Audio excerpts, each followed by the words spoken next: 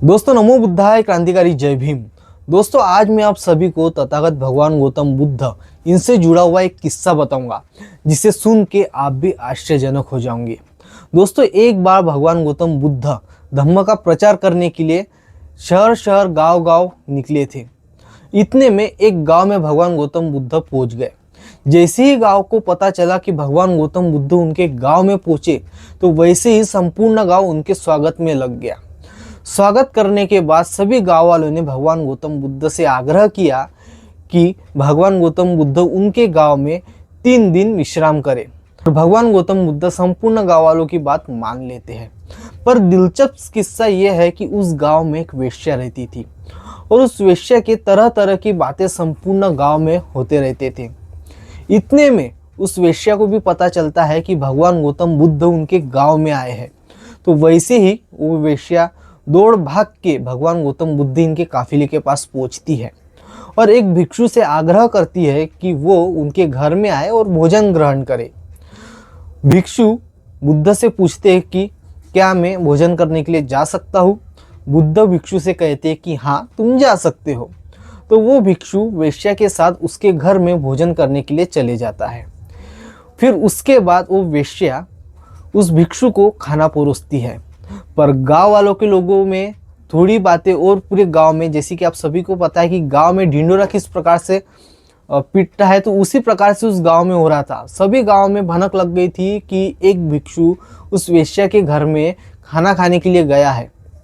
तो तरह तरह की बातें होने लगी और संपूर्ण गांव के लोग खिड़की से ताकाझाकी करने लगे उस वेश्या के घर में। तो वेश्या उस भिक्षु को खाना खिलाती है।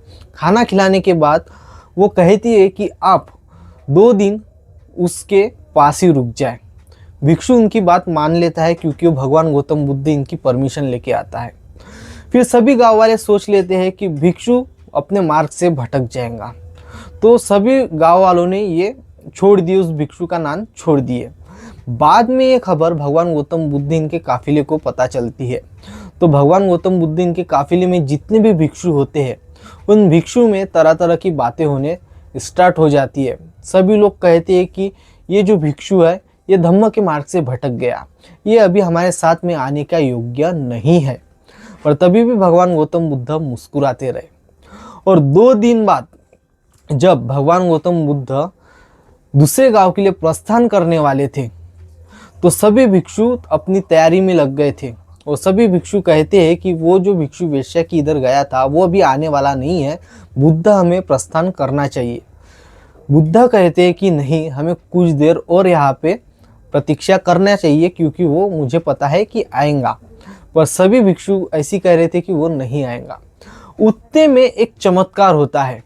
दूर से सभी भिक्षु देखते हैं कि एक भिक्षु वहाँ से आते हुए नजर आता है। और चौंकाने वाली बात तो ये होती है कि उसके पीछे जो आती है वो वेश्या भिक्षु के रूप में आती है। ये परिवर्तन देख के संपूर्ण जितना भी भिक्षु संघ है वो आश्चर्यजनक हो जाता है कि किस प्रकार से परिवर्तन हुआ। पूरे गांव वाले चौंक जाते हैं कि ऐसा क्या हो गया कि ये वेश्या भिक्षुनी के रूप में भंते जी के पीछे पीछे आ रही है। फिर उसके बाद में भिक्षुनी भगवान गौतम बुद्ध से कहती है कि मुझे भी आपके साथ चलने की अनुमति दीजिए। तो बुद्ध कहते हैं कि नहीं, आप इसी गांव में रह के धम्म का प्रचार करें। तो वो भिक्षुनी वहाँ पे ही रुक जाती है और जो भिक्षु होता है वो अपने काफिले के साथ आगे बढ़ जाता है। तो इस प्रकार का परिवर्तन उस गांव में हमें देखने को मिलता है। दोस्तों इस कहानी में मैं आपके लिए प्रश्न भी लेके आया हूँ।